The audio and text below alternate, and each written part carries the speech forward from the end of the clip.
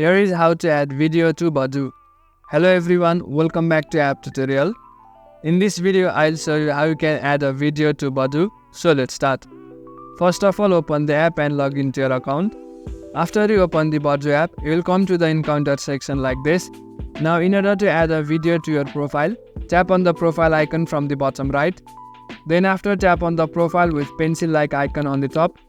After that, you will enter an interface where you can make changes to your profile. Now in order to add a video to your profile, tap on add photos or videos. Then after, you can either add an existing video by tapping on your photos, or you can create a video at this particular moment by tapping on camera and then recording. Since most of us will be adding a video from our gallery, tap on your photos. Then after, it will take you to your gallery. You can simply select the video that you want to add to Badoo. After you select a particular video, tap on add. Then after, the video will be successfully added to your profile. So in this way, you can easily add a video in your profile in Badoo. That's it for the video. Make sure to leave a like if you found this helpful and subscribe to the channel for further videos.